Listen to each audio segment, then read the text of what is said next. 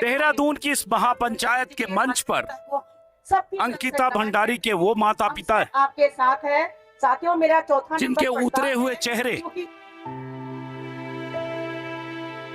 Bharatiya Janata party के 2 पदाधिकारियों तकलीफ से भरी चुप्पी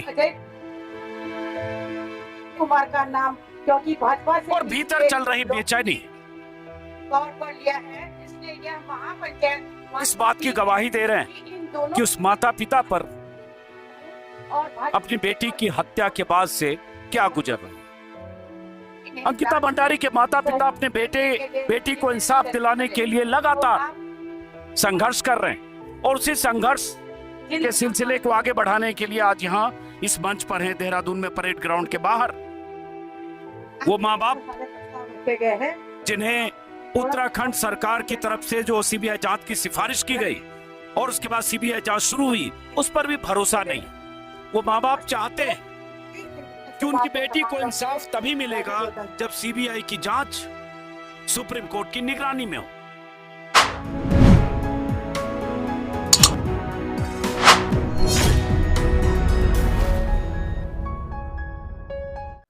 नमस्कार दोस्तों, मेरे हाथों में ये वो चिट्ठी है जो अंकिता भंडारी के माता पिता ने उत्तराखंड के मुख्यमंत्री पुष्कर सिंह धामी से मुलाकात के दौरान मुख्यमंत्री को सौंपी थी। तारीख थी 8 जनवरी। अंकिता भंडारी के माता पिता ने मांग की थी कि अंकिता भंडारी हत्याकांड की जांच सीबीआई करे, लेकिन सुप्रीम कोर्ट के जज की निगरानी में हो, और इसमें उनके माता पिता की तरफ से ये चिट्ठी सौंपी गई। हुआ ये कि उसके पहले बवाल हो रहा था, उत्तराखंड के अलग अलग इलाकों से मांग उठ रही थी कि भले ही वो मुजरिम पुलकित आर्या और उसके 2 साथी सजा याफ्ता होकर सलाखों के पीछे हों, लेकिन वो वीआईपी कौन था? वो वीआईपी कौन था जिसे स्पेशल सर्विस देने का दबाव अंकिता भंडारी पर था, जिसकी वजह से उसकी हत्या की गई? वो वीआईपी कौन था जो वीआईपी अंकिता भंडारी हत्याकांड की मुख्य वजह है? और इस मांग को लेकर अलग अलग जगहों पर बवाल हो रहे थे। उसी बीच ऐसा दबाव बना, अंकिता के माता पिता से मुलाकात के बाद पुष्कर सिंह धामी ने 9 जनवरी को सीबीआई जांच के आदेश दे दिए। लेकिन सीबीआई जांच के आदेश के बाद सीबीआई जांच शुरू कर चुकी है। बावजूद इसके तमाम ऐसे लोगों को लगता है, उत्तराखंड के लोगों को, कि अंकिता भंडारी को इंसाफ नहीं मिलेगा, उस वीआईपी का नाम सामने नहीं आएगा, क्योंकि सीबीआई की जांच सुप्रीम कोर्ट के जज की निगरानी में नहीं हो रही है, जैसा कि अंकिता भंडारी के माता पिता चाहते थे। मैं इस वक्त देहरादून का परेड ग्राउंड है, पीछे एक मंच लगा है, कुछ सोशल एक्टिविस्ट, कुछ पॉलिटिकल एक्टिविस्ट, कुछ महिला संगठनों के लोग यहाँ अंकिता भंडारी के इंसाफ की लड़ाई लड़ रहे हैं, उसी मांग के साथ कि सुप्रीम कोर्ट के जज की निगरानी में हो ये जांच। और ये पोस्टर बैनर देख रहे हैं, अंकिता भंडारी के हत्यारों को जेल में डालो। तो पहले तो हत्यारे वैसे 3 जेल में है, बात वीआईपी की है। धामी सरकार वीआईपी का नाम उजागर करो। इसी वीआईपी पर बवाल मचा है कि ये वीआईपी कौन है, और इस वीआईपी के बारे में चाहे एसआईटी की जांच हो, चाहे पुलिस की शुरुआती जांच, कहीं कोई बात आई नहीं। लेकिन पन्ने के पन्ने दर्ज हैं वीआईपी को लेकर, जिस तरह से संवाद अंकिता भंडारी से पुलकित आर्या और टेक्स्ट मैसेज और उन सब की बात। तो अब ये लोग आए हैं, यहाँ चूंकि मांग हो रही है, तो मेरा सवाल तो आपका नाम क्या है? मेरा गरिमा मेहरा दसौनी। गरिमा जी, गरिमा जी, मैं बाकी जो मंच पर लोग हैं उनसे भी बात करूंगा इसी वीडियो में, लेकिन एक सवाल ये है कि जब अंकिता भंडारी की जांच सीबीआई से हो रही हत्याकांड की, तो अब आप पर आरोप लगेगा कि भाई जांच दे दी सरकार ने जिम्मेदारी, फिर ये लोग प्रदर्शन क्यों कर रहे हैं? देखिए, हमारे आक्रोश के 3 कारण है। पहली बात तो जो जांच हो रही है उसमें जो शिकायत करता है उसका अंकिता या अंकिता के परिवार से कोई लेना देना नहीं है। ये एक सरकार से स्पॉन्सर्ड शिकायत करता है, प्रायोजित शिकायत करता है। पद्म भूषण जिनको मिला है, अनिल जोशी जो हैं, उनका कोई लेना देना नहीं। और 3.5 साल हो गए अंकिता हत्याकांड को, आज तक कोई बयान अनिल जोशी ने या कोई पीड़ा उनकी दिखाई नहीं पड़ी। अचानक से वो एफआईआर दर्ज करते हैं। क्यों? उसके माँ बाप ने जब प्रार्थना पत्र दिया है मुख्यमंत्री को, माता पिता के नाम से एफआईआर क्यों नहीं हो सकती? उनको लूप में क्यों नहीं लिया जा सकता? दूसरा कारण कारण बताना चाहती हूँ। जब वीआईपी का संबंध या अपराधी का संबंध सत्ता से या रसूखदारों से हो तो सत्ता की जांच पर सवाल उठना लाजमी है। और तीसरी बात कि तमाम उत्तराखंड की जनता और विपक्षी दल एक बात की मांग कर रहे थे कि सीबीआई की जांच सुप्रीम कोर्ट के जज की निगरानी में हो, वो इन्होंने नहीं करवाई। इसलिए इनकी जांच पर हमको शक है, सुबह है, इसलिए क्योंकि पहले दिन से जब से अंकिता हत्याकांड हुआ है इस प्रदेश के अंदर, तब से लेकर आज तक 3.5 सालों में जांच में सिर्फ झोल ही झोल नजर आ रहा है। कभी बुलडोजर चलाया जा रहा है, कभी 2 बार आगजनी करी जा रही है रिजॉर्ट पर, कभी उसका बिस्तर जो है वो स्विमिंग पूल में डाला जा रहा है ताकि डीएनए ना मिल पाए, कभी उसके पोस्टमार्टम में एक भी महिला डॉक्टर को शामिल ना किया जाना, आरोपी का और अंकिता के फोन का रिकवर ना होना, यानी कि ये प्योरली सत्ता का संरक्षण और सिस्टम की बहुत ही क्रूर विफलता का एक उदाहरण है, जो जिसकी वजह से आपको आक्रोश दिख रहा है। ये केवल मामला अंकिता का नहीं है। अंकिता केवल एक बेटी या बहन नहीं थी उत्तराखंड की, ये तमाम उन अनगिनत लड़कियों का सवाल है जो अपने घर की दहलीज से निकलती हैं अपने बूढ़े माँ बाप की लाठी बनने के लिए, उनका सहारा बनने के लिए, स्वावलंबी और आत्मनिर्भर बनने के लिए। यह अराजकता, यह अत्याचार की पुनरावृत्ति ना हो, इसलिए एक समाज के रूप में हम एकजुट और एकमुठ यहाँ पर खड़े हैं और सत्ता से सवाल पूछ रहे हैं। सवाल बहुत सारे हैं जो अनसुलझे हैं, जो अनुत्तरित हैं। पहले दिन से आज तक बुलडोजर चलाने की बात स्वयं मुख्यमंत्री पुष्कर सिंह धामी ने ट्वीट करके जानकारी दी। क्या यह क्रिमिनल ऑफेंस नहीं है कि आप क्राइम स्पॉट को बुलडोजर चला दें? क्या मुख्यमंत्री संलिप्त नहीं है? क्या रेणु बिष्ट जो यमकेश्वर की विधायक है, जिनकी उपस्थिति में बुलडोजर चलाया गया, क्या वो साक्ष्य और सबूतों को मिटाने के लिए आरोपी नहीं है? तो तमाम वो सवाल हैं जो अभी तक नहीं जवाब दे रहे। उर्मिला सनावर ने नए सनसनीखेज खुलासे किए हैं। एक बार फिर जिन बोतल से बाहर निकला है और इस बार लड़ाई को हम अंतिम अंजाम तक पहुंचाएंगे, ये हमने निर्णय लिया। एक सांस में इन्होंने पूरी बात कह दी इस अंकिता भंडारी हत्याकांड से जुड़े जितने सवाल है। और शुरुआत में मैंने इसलिए वो चिट्ठी दिखाई थी जो अंकिता भंडारी के माता पिता की तरफ से मुख्यमंत्री को चिट्ठी दी गई। इन्होंने अनिल जोशी का नाम लिया। अनिल जोशी पर्यावरणविद हैं, पद्म सम्मान से सम्मानित हैं। दिलचस्प घटनाक्रम यह हुआ कि 8 जनवरी को अंकिता भंडारी के माता पिता की पुष्कर सिंह धामी से मुलाकात, 9 जनवरी को पुष्कर सिंह धामी ने सीबीआई जांच की सिफारिश की और उसी दिन रात को, ऐसा लोग बता रहे हैं, अनिल जोशी की तरफ से एफआईआर हुई। बहुत सारे लोगों का मानना है कि एफआईआर अगर होनी थी तो अंकिता भंडारी के माता पिता की तरफ से होती, ताकि उनके जो सवाल हैं वो उसमें जिंदा रहते। अनिल जोशी की भूमिका को लेकर लोग सवाल उठा रहे हैं, मुख्यमंत्री से उनकी प्रॉक्सिमिटी की बात हो रही है। और जो शख्स कभी अंकिता भंडारी हत्याकांड में इंसाफ की लड़ाई न लड़ रहा हो, वो एफआईआर, उसके नाम से एफआईआर क्यों दर्ज हुई? ऐसे भी सवाल है। आपका शुभ नाम? मैं इंदु नौडियालू, जनवादी महिला समिति से। असल में क्या है कि ये जो मामला है ये पूरे उत्तराखंड का प्रतीक बन गया है। अंकिता का मामला पूरे यहाँ पर ऐशगाह उत्तराखंड को बनाया जा रहा है।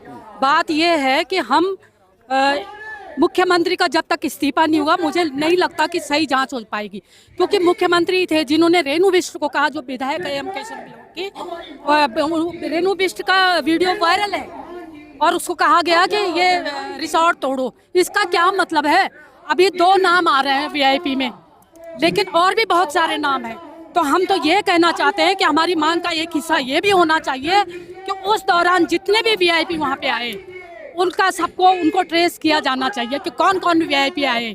ये जिस तरह से ऐशगाह बनाना चाहते हैं उत्तराखंड को, हम उसका विरोध करते हैं और मुख्यमंत्री धामी का इस्तीफा मांगते हैं ताकि ये निष्पक्ष जांच हो सके। और अब तो जांच सीबीआई कर रही है। सीबीआई मुख्यमंत्री के अधीन तो है नहीं, केंद्र सरकार के अधीन? नहीं, सीबीआई जो है, सीबीआई का आप जानते ही हैं कि क्या स्थिति है।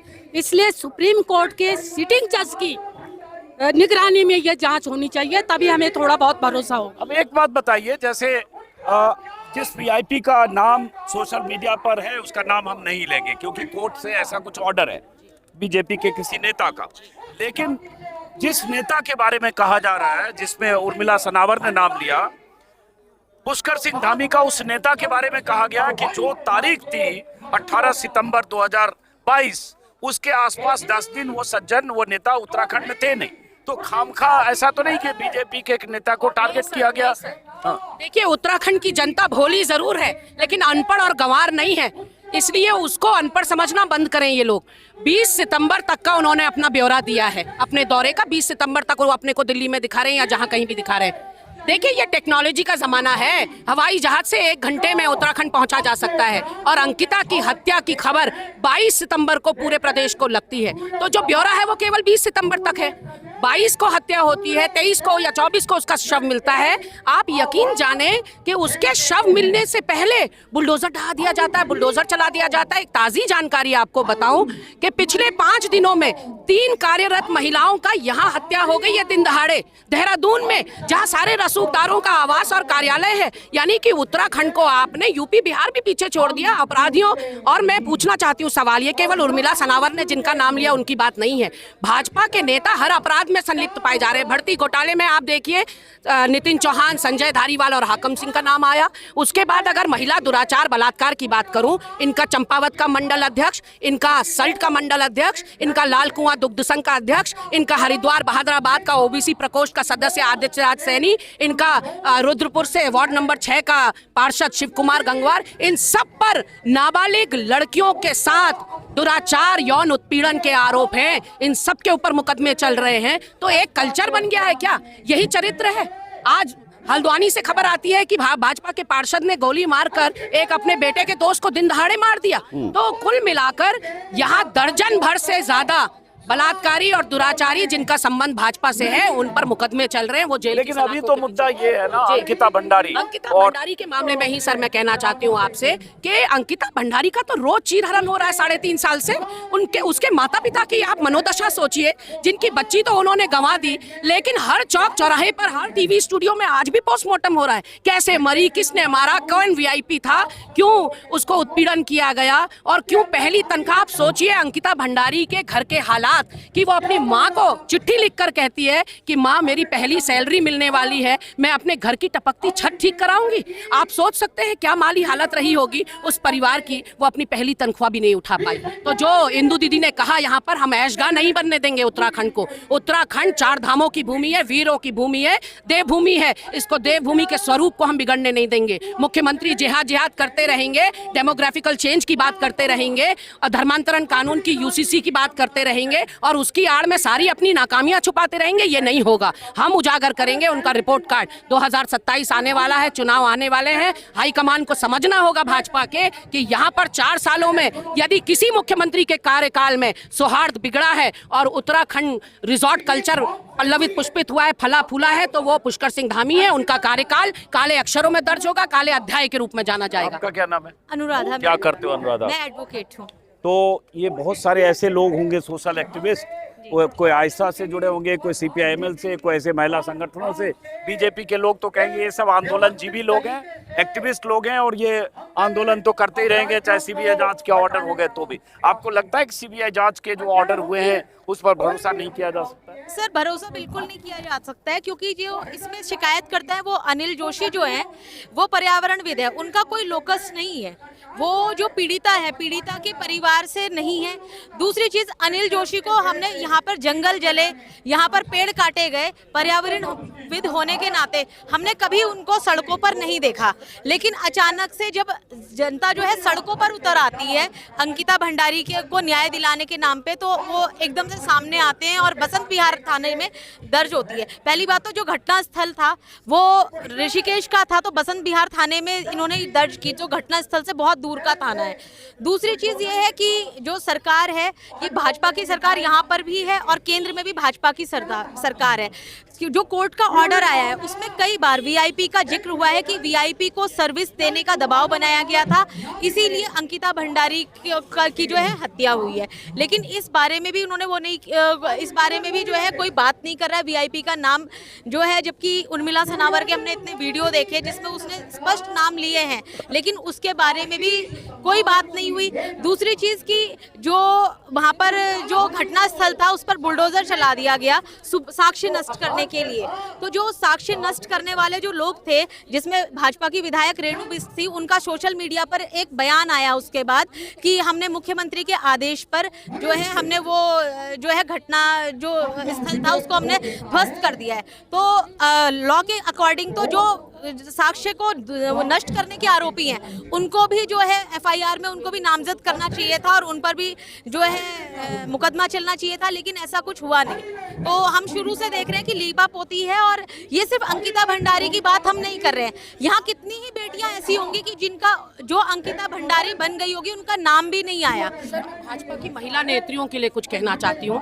मैं लानत भेजना चाहती हूँ कि बड़े बड़े मंचों से आप महिला सशक्तिकरण की बातें करती हैं, महिलाओं की बराबरी की बातें करती हैं, बेटी बचाओ बेटी पढ़ाओ जैसे नारे देती हैं, लेकिन जब आपकी अपनी बेटी उत्तराखंड की बहन अंकिता के साथ इतना जघन्य और इतना अमानवीय अपराध होता है, आप कौन से बिलों में जाकर घुस जाती हैं? तो ये सारी खोखली महिलाएं जो हैं, इनसे कहना चाहती हूँ, ईश्वर से इनके लिए सद्बुद्धि मांगूंगी, विवेक मांगूंगी और रीढ़ की हड्डी की प्रार्थना करूंगी। चलिए आप क्या बोल रहे मेरा नाम नीता है, मैं प्रगतिशील महिला एकता केंद्र से हूँ और हमारा ये मानना है कि आज लगातार जो भाजपा पार्टी है उसके अंदर जो है महिलाओं के खिलाफ जिस तरीके के विचार मौजूद हैं, जिस तरीके की घटनाएं लगातार बढ़ती जा रही हैं, और ये केवल जो है अंकिता भंडारी का मामला नहीं है कि एक मामला हुआ है और उसमें जो है भाजपा के किसी वीआईपी का नाम है। अगर हम देखें तो कुलदीप सिंह सेंगर से लेकर के तमाम ब्रजभूषण तक जो है जिनके ऊपर जो है साफ साफ आरोप लगे हुए हैं और वो जो है अभी भी भाजपा की पार्टी में शामिल हैं, सत्ता में बैठे हुए लोग हैं। तो ऐसे में भाजपा ब्रजभूषण को तो टिकट नहीं मिला, कुलदीप सेंगर को बाहर निकाल दिया, लेकिन उसके बावजूद भी उनका भाजपा ने कोई सीधे विरोध नहीं किया है। जब एक लंबा आंदोलन चला उसी के बाद जाकर के जनता ने जब विरोध किया तब जाकर के उनको सजा हुई है, चाहे वो जो कुलदीप सेंगर हो, और कुलदीप सेंगर को भी फिर से जमानत पर रिहा करने की बात हो रही है, उनको रिहा किया गया। जब फिर से आंदोलन हुआ तब जाकर के उसको वापस भेजा गया। तो हम जान सकते हैं कि आज जो वीआईपी का मामला उठा हुआ है लंबे समय से, तो यहाँ की जो भाजपा सरकार है, चाहे वो राज्य की सरकार हो चाहे कि वो केंद्र की सरकार हो, वो लगातार जो है वीआईपी को बचाने का काम कर रही है। और प्रगतिशील महिला एकता केंद्र इसका जो है साफ मानना है कि यहाँ जो उत्तराखंड के अंदर या पूरे देश के अंदर जो महिलाओं की स्थिति है, ये इसमें जो है महिलाओं को न्याय मिलना चाहिए, महिलाओं को सम्मान मिलना चाहिए, बराबरी मिलनी चाहिए। और ये जो भाजपा की कुत्सित मानसिकता है, महिला विरोधी जो मानसिकता है, इसको खत्म होना चाहिए। अब ये तो आप लोग जैसे यहाँ मान लिया 1000-2000 लोग जुट गए, प्रदर्शन हो गया, उसके बाद नेक्स्ट सरकार कहेगी कि हमने सीबीआई जांच की सिफारिश कर दी, जांच हो रही है, अब इंतजार कीजिए। नहीं, इसमें क्या है कि हमने कहा है बार बार कि सुप्रीम कोर्ट के जज की निगरानी में हो, और अगर तब भी न्याय नहीं मिलता तो सड़कों पे उतरा जाएगा। आज मालूम है सरकार कितनी घबराई हुई।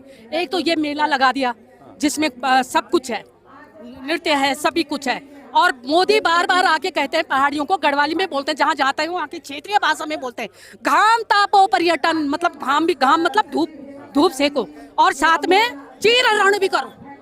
आपने देखा है ना अमेरिका के अंदर एप्स्टीन फाइल में उनका नाम है और कैसे कैसे दिग्गजों का नाम है, वही ये इनको कहते हैं मोदी को, और ये कहते हैं यस सर। ये जो रबड़ के मोहरे इन्होंने उत्तराखंड में बिठा दिया है, हमारा ये भी मांग है कि धामी इस्तीफा दे, तभी निष्पक्ष जांच होगी। और मुझे पूरा भरोसा है कि अगर अब भी न्याय नहीं मिलता, आगे के लिए प्रोग्राम बनेंगे, इसमें हम सर आंखों पर आज के प्रोग्राम, लेकिन अगर जो न्याय नहीं मिलता तो ये लड़ाई उत्तराखंड की जैसी लड़ाई ऐतिहासिक लड़ाई होगी। और हम अंकिता ही क्यों, हम उन बेटियों को भी न्याय दिलाएंगे। हमारी बहादुर बेटी थी अंकिता जो लड़ी और इसीलिए उसकी जान गई। अरे यहाँ सेक्स रैकेट काम कर रहे हैं, कई सेक्स रैकेट जो परोसते हैं मंत्रियों को, जो परोसते हैं बड़े बड़े। अरे क्यों ऑल वेदर रोड बनाई, गए आप उस ऑल वेदर रोड पे? कभी ठीक नहीं रहती ऑल वेदर रोड। वहाँ के पता नहीं कहाँ के धन्ना सेठों के लिए इन्होंने ऑल वेदर रोड, घाम तापो पर्यटन चलेगा, वहाँ पे सुरार सुंदरी चलेगी। ये हम बर्दाश्त नहीं करेंगे। उत्तराखंड वासी मासूम जरूर है, लेकिन जब अपनी बहू बेटी पे बात आती है तो आगे आके सड़कों पे लड़ेंगे। और 25 सालों में जो नुकसान आपने किया है उसकी भरपाई धामी को करना चाहिए। किस संगठन से जुड़े? मैं जनवादी महिला समिति से हूँ। चलिए, बहुत बहुत शुक्रिया। और ये जैसे चलिए अब आप लोग उस महापंचायत का हिस्सा बनिए। ये सामने स्टेज पर आप देख रहे हैं, यही यहाँ पर स्टेज पर अलग अलग महिला संगठनों के और राजनीतिक संगठनों के लोग हैं, महिलाएं खास तौर से। और सवाल सबका यही है कि वो वीआईपी कौन है और उस वीआईपी के नाम का खुलासा क्या सीबीआई जांच से हो पाएगा? अगर इनकी बात करें तो इन्हें भरोसा नहीं है। इन्हें लगता है केंद्र सरकार की एजेंसी है और केंद्र सरकार की एजेंसी की निगरानी जब तक सुप्रीम कोर्ट नहीं करेगा तब तक उस वीआईपी की जानकारी नहीं मिलेगी, जिस वीआईपी का नाम उत्तराखंड के लोग जानना चाहते हैं और जिस वीआईपी के खिलाफ कार्रवाई चाहते हैं, जिसे सलाखों के पीछे देखना चाहते हैं। क्योंकि सवाल यही है कि उत्तराखंड की उस बेटी को अगर किसी वीआईपी को स्पेशल सर्विस देने के लिए उस बेटी पर दबाव बनाया गया, उसने इनकार किया, तो उसकी हत्या कर दी गई। तो बात तो सबसे बड़ी ये है कि वो वीआईपी कौन है, क्या पता चलेगा। चलिए इस वीडियो को मैं यहीं से खत्म करता हूं। देहरादून से फिर मुलाकात होगी। नमस्कार।